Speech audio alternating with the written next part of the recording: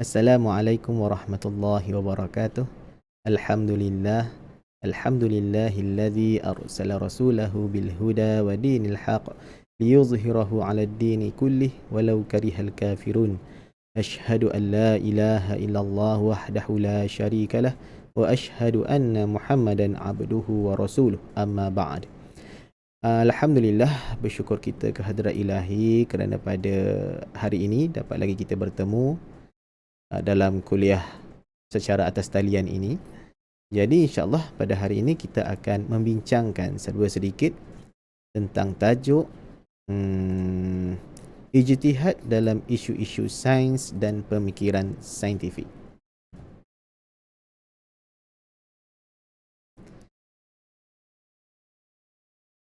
Jadi sebelum tu, apa khabar semua? Saya doakan semoga kita semua sentiasa dalam keadaan sihat walafiat insya-Allah dan sentiasa dalam naungan dan perlindungan Allah hendaknya. Amin ya rabbal alamin. Okey, jadi pada hari ini kita akan lihat cabaran sains moden terhadap ijtihad dan pemikiran saintifik Islami.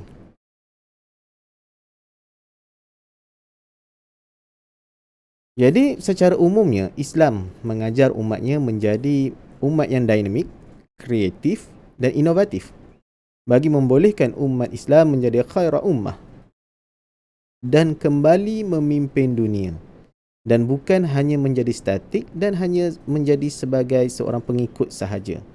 Sebab kalau kita lihat pada hari ini, realitinya negara-negara Islam pada hari ini menjadi negara pengguna berbanding sepatutnya negara Islam menjadi pelopor, perintis kepada pelbagai kemajuan sains dan teknologi sebagaimana ketika zaman kegemilangan tamadun Islam dahulu. Kalau kita lihat pada hari ini, bagaimana negara-negara Islam terpaksa bergantung kepada bekalan vaksin daripada negara-negara yang bukan Islam. Kalau kita lihat, tiada satu pun negara Islam yang boleh dikatakan mengambil inisiatif untuk menghasilkan vaksin sendiri. Jadi persoalannya, kenapa perkara ini berlaku? Adakah kerana kita tidak mempunyai kepakaran? Adakah kerana kita tidak mempunyai sumber yang mencukupi dari segi kewangan dan modal untuk menghasilkan ataupun membangunkan vaksin sendiri? Saya fikir itu bukan masalahnya. Masalahnya adalah kerana umat Islam pada hari ini lebih selesa menjadi pengikut dan pengguna semata-mata. Jadi ini satu perkara yang perlu kita renungkan, yang kita perlu fikirkan. Kerana kalau kita lihat pada hari ini, contohnya Malaysia sendiri, kita sekarang mengalami kekurangan bekalan vaksin COVID-19. Ini menyebabkan proses vaccination ataupun pemvaksinan imunisasi dalam kalangan rakyat Malaysia berjalan dengan agak perlahan. Okey. Bahkan kita antara, kalau mengikut statistiknya, kita antara negara yang yang terkebelakang dalam proses memvaksinkan rakyat. Dan apabila kita lihat kenyataan menteri yang menyatakan bahawa kelembapan ini berlaku disebabkan bekalan vaksin COVID-19 yang lambat sampai. Jadi ini yang perlu kita fikirkan. Dalam konteks ini pun, sekiranya pihak pembekal, negara yang bukan Islam menjadi pembekal, maka kita terpaksa bergantung kepada negara bukan Islam. Okay? Sedangkan negara-negara Islam adalah negara-negara yang kaya dan negara-negara yang mempunyai sumber manusia dan sumber kewangan yang saya yakin cukup untuk menjalankan penyelidikan dan pembangunan vaksin sendiri. Jadi ini yang perlu kita fikirkan. Umat Islam perlu proaktif menangani isu-isu semasa dan perkembangan sains dan teknologi moden, bukan hanya sekadar bersifat reaktif terhadap isu-isu yang timbul. Jadi kita perlu, seharusnya umat Islam ini perlu selangkah ke hadapan.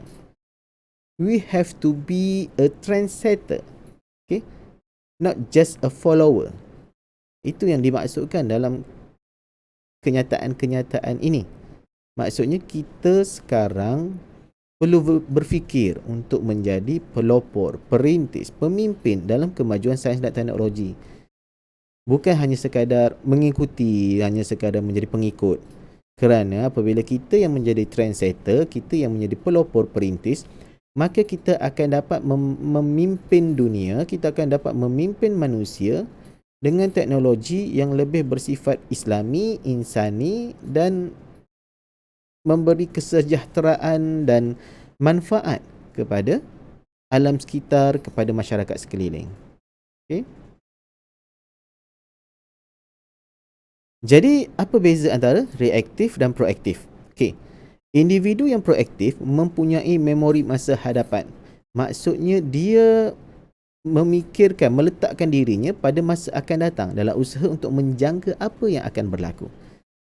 Maka individu proaktif ini akan merangka apa yang perlu dibuat untuk menghadapi jangkaan tersebut. Maksudnya dia selangkah atau dua langkah di hadapan berbanding orang lain. Seterusnya, orang yang reaktif sekadar memberi respon kepada isu yang timbul. Bila ada isu, baru dia respon. Bila ada isu, baru dia respon. Jadi kadang-kadang teknologi itu telah, apabila bersifat reaktif, maka teknologi yang dibangunkan tu, mungkin teknologi itu telah pun membawa kerosakan, telah menyebabkan kemudaratan, baru kita nak memberi jawapan dan ulasan dari sudut pandang Islam. Jadi ini maksudnya kita lambat. Walaupun ijtihad sering dilihat sebagai reaksi ataupun respons Islam terhadap isu yang timbul, tetapi ijtihad yang berkualiti sebenarnya mampu menyediakan umat Islam untuk menghadapi perkara-perkara lain. Dan ijtihad sebegini merupakan ijtihad yang bersifat proaktif, bukan hanya sekadar ijtihad yang reaktif. Maksudnya, ijtihad yang dihasilkan itu menyediakan jawapan sebelum isu atau masalah itu berlaku terutamanya dalam kalangan umat Islam. Okay. Sebagai contohnya, apabila berlaku gene editing. Jadi sebelum gene editing itu diaplikasikan dalam kalangan umat Islam, seharusnya para ulama, para pemikir Islam telah pun memikirkan, menyediakan garis panduan agar umat Islam dapat bagaimana untuk umat Islam respons terhadap gene editing. Itu yang sepatutnya. Okey, seterusnya. Dalam konteks di Malaysia, kita lihat bagaimana peranan sains dan pemikiran saintifik dalam pembangunan masyarakat Islam di Malaysia. Jadi kita akan lihat kita lihat bagaimana sains Islam di zaman pra-penjajahan dan penjajahan. Ada beza. Ketika zaman pra-penjajahan, umat Islam di Malaysia khususnya belum lagi terdedah dengan sains moden yang terkandung di dalamnya falsafah barat. Berbeza apabila datangnya penjajah. Penjajah membawa sains moden mengikut acuan masyarakat barat. Jadi terkandung di dalamnya falsafah barat, falsafah moden, yang terkandung di dalamnya juga beberapa perkara yang mempunyai konflik dengan pegangan Islam oleh masyarakat Islam di Malaysia. Contohnya seperti evolusi. Kepercayaan bahawa manusia ini berevolusi daripada makhluk primate, sebagai contoh, daripada beruk, mengikut teori Charles Darwin. Jadi ini menimbulkan konflik dan menyebabkan berlakunya pertembungan antara, dan dilihat berlaku pertembungan antara sains moden dengan pengetahuan sains yang telah dimiliki oleh masyarakat Islam ketika itu, yang telah ada dalam pengetahuan mereka sebelum datangnya penjajah. Jadi dengan kedatangan penjajah telah membawa kepada pengenalan sains moden kepada masyarakat Islam di zaman penjajahan. Sebagaimana saya sebut tadi, sains moden yang dibawa oleh penjajah mengandungi perkara-perkara yang menimbulkan kontroversi yang bertentangan dengan apa yang dipegang oleh masyarakat Islam di Malaysia. Jadi akibatnya berlaku apa yang dinamakan sebagai penolakan terhadap sains. Kalau pernah dengar, pernah dilaungkan dahulu bahawa sains ini, belajar sains moden ini adalah belajar ilmu kafe. Belajar matematik ketika itu dianggap sebagai belajar ilmu kafe. Hal ini berlaku disebabkan terdapat beberapa kandungan di dalam kurikulum sains moden yang dibawa oleh penjajah itu bertentangan dengan apa yang dipegang oleh masyarakat Islam di Malaysia ketika itu. Jadi ini isunya. Okay? Dan tambahan pula, pengajar yang mengajar pada awalnya adalah pengajar-pengajar yang pada masa yang sama merupakan missionaries Kristian. Okay? Jadi ini menimbulkan pertentangan, ini menimbulkan kontroversi, menimbulkan penolakan oleh masyarakat Islam di Malaysia ketika itu. Kemudian kita lihat bagaimana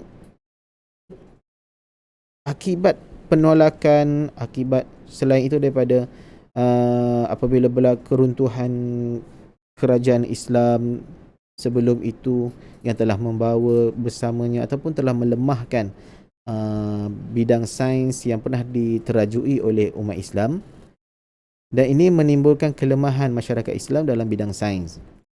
Jadi kerajaan telah mengambil pelbagai langkah, telah mengambil pelbagai langkah untuk mengatasinya dengan menggalakkan masyarakat ataupun pelajar-pelajar Islam mengambil bidang ataupun aliran sains ketika di sekolah. Selain itu, pengenalan kepada subjek-subjek sains kepada pelajar sejak awal lagi. Kalau kita lihat kini, pelajar sejak dari prasekolah lagi telah didedahkan dengan subjek sains untuk menimbulkan minat masyarakat Islam dalam bidang sains, terusnya mempelajarinya, menguasainya, dan dengan harapan pada satu masa nanti umat Islam akan kembali memimpin dalam bidang sains bagaimana yang pernah dikecapi oleh umat Islam oleh tamadun Islam pada suatu ketika dahulu. Okey, seterusnya perkembangan pesat sains dan teknologi moden di Malaysia sejak kemerdekaan. Ini dapat kita lihat dengan berlakunya dia berkait rapat dengan langkah-langkah yang diambil oleh kerajaan untuk mengatasi kelemahan penguasaan sains oleh masyarakat Islam. Kalau kita lihat, mungkin pada awal-awal kemerdekaan Malaysia dahulu, usaha lebih tertumpu kepada aspek pembangunan, tetapi apabila kita mula stabil, maka kerajaan mula mengorak langkah untuk membangunkan ataupun memupuk minat masyarakat Islam khususnya terhadap bidang sains, dengan pelancaran pelbagai program, pelbagai inisiatif.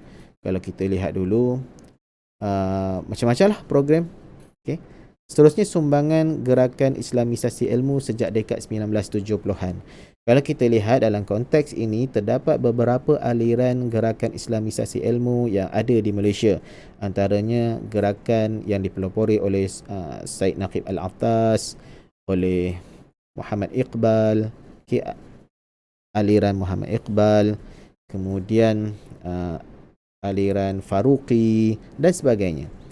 Dan daripada situ ada beberapa pecahan lain, Ustaz Hussein Nasr, kemudian kita ada antara tokoh-tokoh tempatan seperti Profesor Osman Bakar dan sebagainya.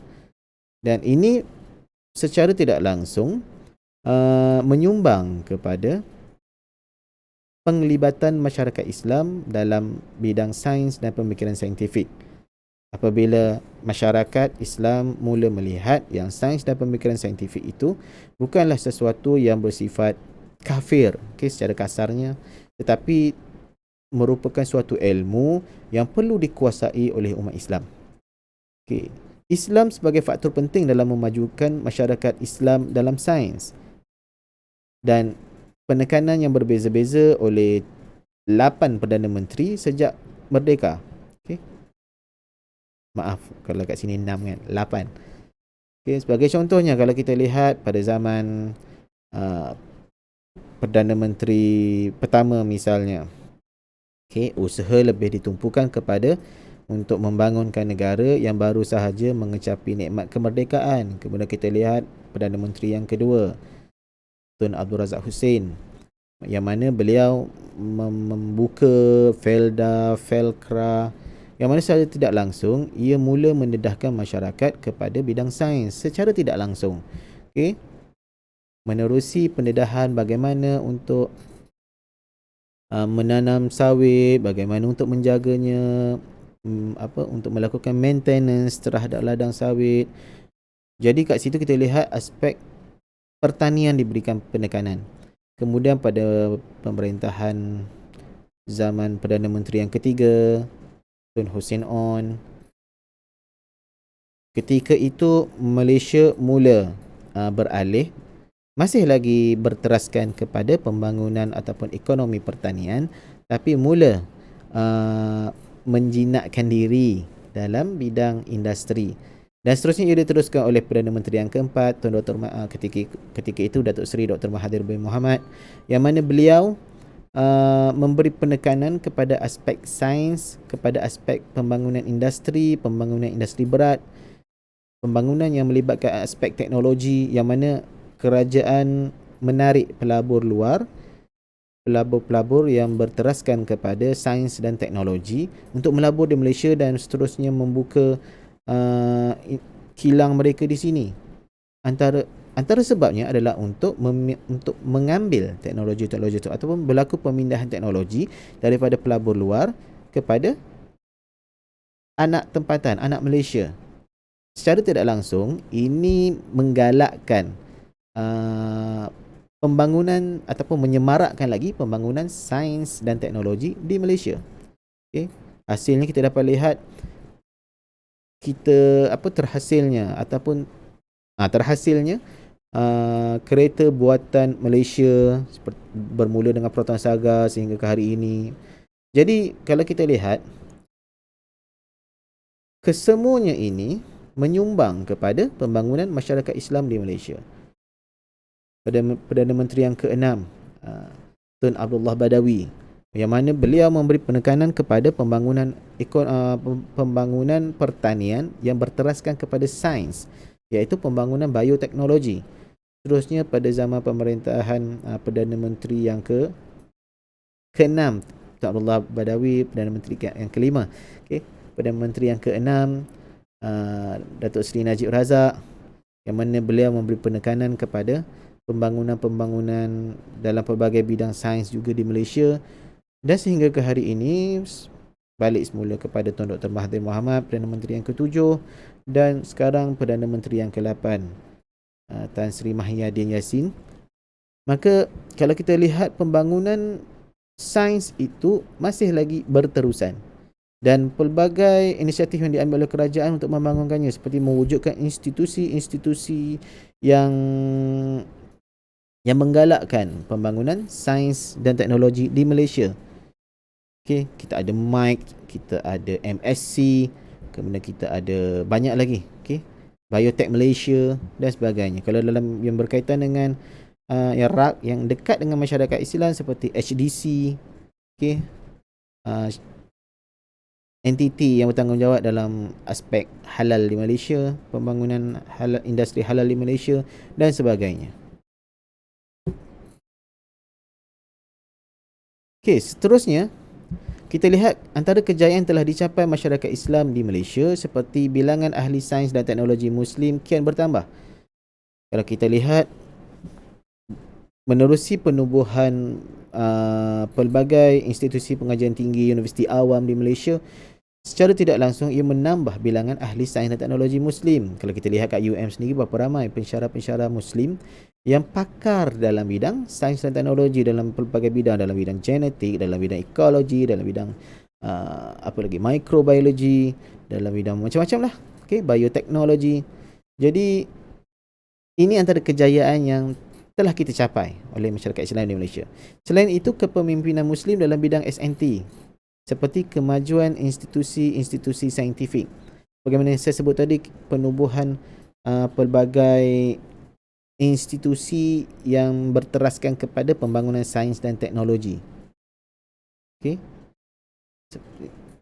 Seterusnya, aplikasi atau pengguna suaian sains dalam berbagai lapangan kehidupan negara. seperti dalam bidang pertanian, perindustrian, kemajuan ekonomi. Kalau kita lihat sekarang ini, dunia telah bergerak daripada ekonomi yang berteraskan kepada pertanian, industri, kepada ekonomi yang berteraskan kepada pengetahuan. Okey, K-economy. Jadi hendak tidak hendak, nak tak nak, kita kena terlibat juga. Okey. Dan ini yang cuba dilakukan oleh kerajaan selama ini dengan pelancaran MSC, dengan penaik tarafan infrastruktur. Okey. Jadi sebab sekarang ini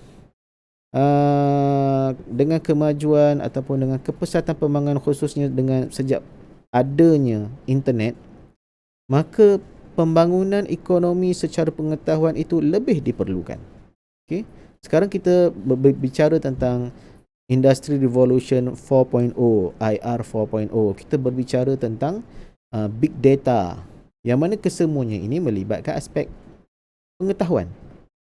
Okay? Ini antara contoh pembangunan ekonomi berteraskan pengetahuan, K-economy tadi. Okay? Seterusnya, sumbangan kepada bidang pemikiran secara umum dengan melibatkan cara berfikir yang lebih baik dan sistematik, yang lebih cocok dengan kehidupan semasa. Tidak lagi berteraskan kepada kepercayaan tahyul, kepercayaan khurafat. Okay? Jadi kita sekarang ini lebih masyarakat Islam di Malaysia lebih rasional. Saya tak kata zaman dahulu tidak rasional, tidak. Tetapi masyarakat dahulu ramai yang mempercayai perkara-perkara mistik tu keterlaluan. Bila sakit sikit terus jumpa bomoh. Bila sakit sikit terus jumpa bomoh. Okey. Pada hari ini, pada masa kini masih ada, tetapi hanya segelintir, hanya sekelumit sahaja. Okey. Jadi ini bermaksud bahawa pengetahuan sains itu dan pemikiran saintifik itu menyumbang kepada perubahan cara berfikir yang lebih saintifik dan sistematik. Okay. Jadi secara umumnya masyarakat Islam di Malaysia jauh lebih maju daripada negara-negara Islam lain dalam bidang sains dan teknologi. Dan perkara ini diakui oleh negara-negara Islam luar. Contohnya Iran, Arab Saudi, yang mana kepakaran kita menjadi inspirasi kepada pembangunan sains dan teknologi di sana. Okay. Kalau kita lihat kerajaan Arab Saudi contohnya, menjemput atau mempersilakan jurutera technician dari Malaysia untuk mengoperasikan sistem rel mereka setiap kali musim haji. Okay. Dan ini merupakan satu pengiktirafan besar kepada masyarakat Islam di Malaysia. Dan kalau kita lihat juga pembangunan infrastruktur di Arab Saudi khususnya melibatkan kepakaran dan buah fikiran oleh pakar-pakar dari Malaysia. Contohnya pembangunan menara jam di Makkah, pembangunan sistem rel tadi yang saya nyatakan, dan ada banyak lagi contoh. Okey. Namun kita tetap menghadapi masalah dan cabaran. Okay. Pertamanya, masyarakat Islam masih ketinggalan berbanding dengan masyarakat bukan Islam di Malaysia dan di negara-negara maju dalam bidang sains. Ini kita tidak dapat dinafikan. Ini memang menjadi masalah dan ia merupakan suatu cabaran kepada masyarakat Islam di Malaysia untuk membangunkan dan memajukan diri, menguasai bidang sains sekaligus bersaing dengan masyarakat bukan Islam di Malaysia terutamanya. Okay. Seterusnya, potensi Islam sebagai penggerak dan pemangkin kemajuan sains dan teknologi umat tidak dimanfaatkan semaksimum mungkin, iaitu ke arah melahirkan sains dan budaya sains yang kreatif dan seimbang. Kalau kita lihat masalah pada akhir-akhir ini, berlaku kemerosotan penglibatan pelajar Muslim khususnya dalam aliran sains. Makin ramai yang tidak memilih aliran sains ketika di sekolah. Okey. Jadi mungkin pada ketika ini pelajar-pelajar itu tidak melihat apa kepentingan sains dan teknologi dalam kehidupan mereka. Bukan mereka nak masuk universiti nanti nak nak terlibat dengan ataupun nak bekerja dalam bidang sains. Mungkin ada benarnya pemikiran sedemikian, tetapi ingat, kita belajar itu untuk menyediakan diri kita untuk kehidupan pada masa depan.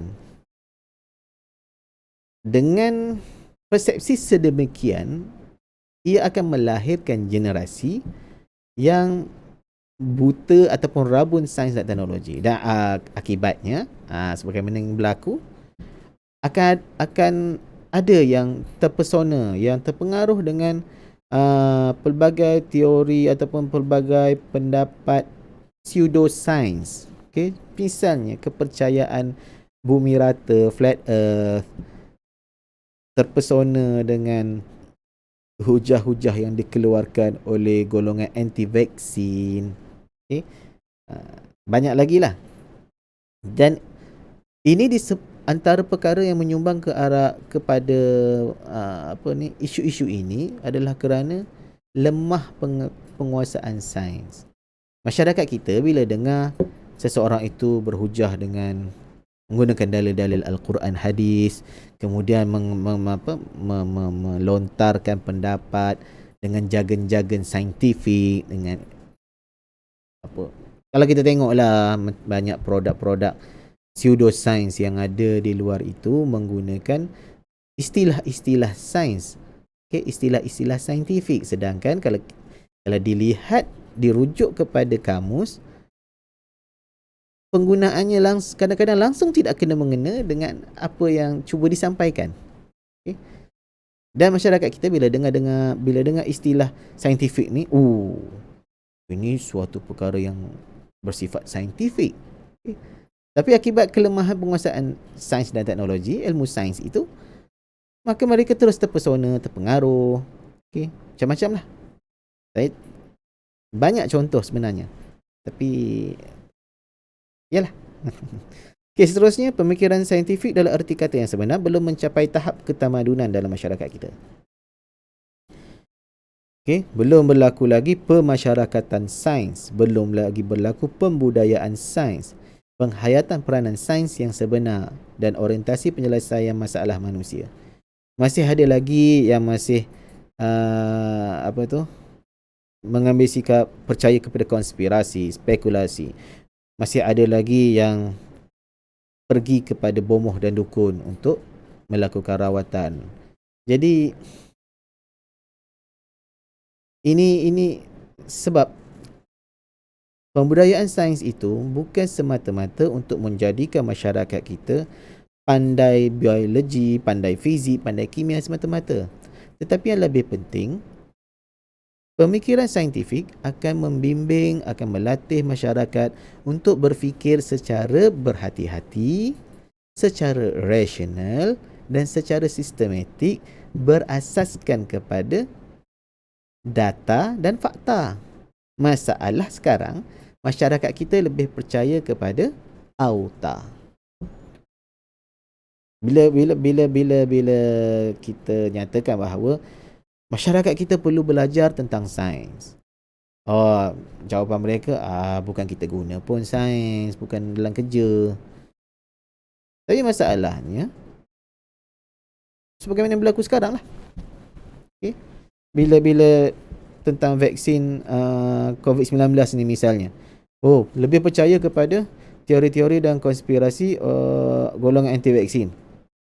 Ada chip di dalam vaksin, agak-agak lah, kan? Okay? Bila dihadapkan didatangkan dengan berita dari WhatsApp contohnya, bekas saintis Pfizer menyatakan begini, terus percaya. Kan selalu jadi gitu. Dapat tips tips menghadapi COVID-19, minum air panas begini oleh Dr. Nur Hisham misalnya. Orang boleh letak je dekat kod tu nama siapa-siapa pun. Okay? Sesungguhnya internet itu adalah perkara-perkara yang boleh merosakkan minda manusia jika tidak dilakukan tidak digunakan dengan betul. Okay, quotes oleh Abraham Lincoln. Ada yang percaya. Sedangkan Abraham Lincoln meninggal berapa lama dah. Ha. Tubik lah. Okey, seterusnya. Bagaimana kita nak mengatasi masalah dan cabaran ini? Pertama, pendidikan sains perlu dipertingkatkan. Okay. Jadi kita perlu semarakkan rasa minat, rasa teruja sejak dari kecil lagi anak-anak untuk belajar, untuk memahami ilmu sains. Okay. Bukan dengan matlamat untuk menjadikan mereka saintis. Kalau nanti suatu hari nanti lahir sebagai saintis, alhamdulillah. Tapi yang lebih penting untuk kita melatih anak-anak supaya menjadi generasi yang rasional, yang berhati-hati, yang tabayyun, yang boleh berfikir secara sistematik. Itu yang paling penting. Seterusnya, peranan Islam dalam pendidikan sains, aktiviti dan penyelidikan saintifik dan aplikasinya perlu dimantapkan. Okay?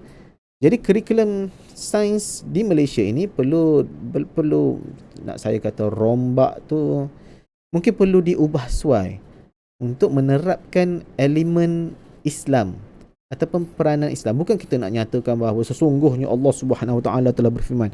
Kalau dapat buat macam tu lagi bagus. Okey. Tapi apa yang lebih penting, kita nak mengambil ibrah, nak mengambil apa yang dibawakan oleh Al-Quran itu ke dalam sains. Maksudnya, kalau kita lihat Al-Quran menyuruh umat Islam untuk berfikir. Afala tatafakkarun. Okey, afala tatazakkarun, untuk meneliti, untuk tabayyun. Okey. Ini semua nilai-nilai yang sangat diperlukan oleh manusia pada hari ini. Untuk sabar, untuk teliti. Sebab sekarang ini fenomena yang berlaku, apabila datang je apa-apa berita dari internet, dari WhatsApp, terus di forward, terus percaya. Sedangkan baru baca tajuk, tak buka pun, tak baca pun isi dia. Oh, ini perkara penting ni. Kalau aku tak sebarkan ini, berdosa aku. Itu jadi masalah tu. Okay. Seterusnya, pengeluaran ahli-ahli sains dan teknologi Muslim perlu dilipat gandakan, khususnya dalam bidang-bidang umat Islam jauh ketinggalan berbanding dengan kaum-kaum lain. Okay. Supaya suatu hari nanti kita tidak menjadi masyarakat yang bergantung kepada pihak lain. Kerana apabila berlaku sesuatu, kita tidak terpinga-pinga, kita tidak berada dalam masalah. Sebab kita boleh hasilkan sendiri, kita boleh kita ramai dalam bidang itu. Okey. Seterusnya, ahli-ahli sains dan teknologi Muslim di Malaysia perlu berganding bahu dengan rakan-rakan dari profesi yang sama di negara-negara Islam yang lain. Maksudnya kita perlu mewujudkan jaringan ilmiah, jaringan akademik, jaringan ilmu dengan ilmuwan sains dan teknologi Muslim di negara-negara lain. Okay, untuk berkongsi pandangan, untuk bertukar pengetahuan, untuk melakukan pemindahan teknologi yang mana akhirnya umat Islam akan kembali menjadi pemimpin dalam bidang sains dan teknologi dunia. Seterusnya, pihak berwajib boleh memberi galakan, kemudahan kepada masyarakat Islam bagi memastikan penglibatan mereka dalam memajukan sains bagi kepentingan umat terus berkembang pesat. Okay, perlu diteruskan, bukan setakat diteruskan tapi digiatkan program-program yang menggalakkan pelajar untuk memilih aliran sains, untuk belajar sains, membanyakkan lagi program-program saintifik di media massa. Kalau kita lihat, media massa ini merupakan suatu instrumen yang sangat berpengaruh. Okay. Jadi sepatutnya pihak berkuasa, pihak berwajib menggunakan instrumen ini untuk menyemarakkan minat pelajar, minat golongan muda khususnya kepada sains dan teknologi. Ada banyak program yang boleh ditonjolkan, diketengahkan di televisyen. Sebagai contoh, program pembangunan robotik, pembangunan teknologi roket. Okay, semuanya ada dilangsungkan. Tetapi sebab tidak diketengahkan sangat, dan hanya berlegar-legar dalam kalangan warga sekolah, Jadi masyarakat tak banyak yang tak tahu, ramai yang tidak tahu lagi tentang program-program sebegini. Apa yang sekarang ni yang menyedihkan, kalau kita lihat di media massa, program-program yang bersifat hiburan terlalu banyak. Saya tak kata tak boleh, tapi terlalu banyak. Dan ini melahirkan generasi yang duk berhibur. Kalau suatu ketika dulu, trendnya cerita hantu je. Jadi melahirkan generasi yang takut, penakut. Okay? Kalau zaman saya dulu, cerita-cerita pendekar je. Itu yang lahir generasi macam ala-ala pendekar je masing-masing. Panas je kan. Okay. Seterusnya, masa hadapan, antara harapan dan kenyataan. Islam hendaklah terus menjadi pegangan hidup majoriti rakyat negara ini dan menjadi sumber inspirasi dan nilai bagi pembangunan masyarakat dan negara. Itu penting. Okay, kerana Islam itu al-Islamu ya'lu wa la yu'la alaih. Dan Islam ini adalah bersifat rahmatan lil alamin. Okay, membawa kesejahteraan kepada semua. Jadi perspektif Islam tentang sains dan pembangunan hendaklah dimakmurkan, hendaklah disemarakkan. Okay? Kerana Islam menggariskan panduan yang lengkap bagaimana untuk kita bermuamalah sesama manusia, bagaimana untuk kita bermuamalah dengan alam sekitar. Okay? Jangan dicemarkan alam sekitar, jaga elok-elok, sebab kita manusia ini, khususnya umat Islam ini merupakan khalifah Allah di muka bumi. Dan tugas khalifah adalah untuk mentadbir dan memakmurkan alam, bukan untuk mengeksploitasi dan memusnahkan alam.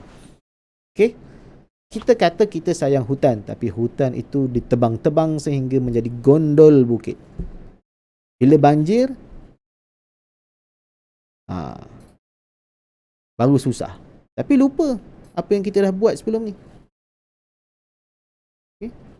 Seterusnya, kerjasama masyarakat Islam di Malaysia dengan masyarakat Islam di negara-negara lain hendaklah dipertingkatkan jaringan ilmu itu. Dan masyarakat Islam di Malaysia mampu untuk terus maju dalam bidang sains, meskipun ada banyak cabaran dan rintangan. Dan menggunakan sains untuk pembangunan secara yang sihat, adil dan seimbang. Sekiranya perancangan pembangunan di Malaysia ini dilakukan dengan mengambil kira aspek Islam dan sains, saya yakin banyak masalah yang kita hadapi pada hari ini dapat dihindari. Okay. Bagaimana pembangunan yang menitik beratkan kepada keharmonian antara manusia dan alam akan menyumbang ataupun mewujudkan suatu komuniti ataupun suatu bandar yang mensejahterakan penghuninya. Okay. Jadi itu penting. Okay.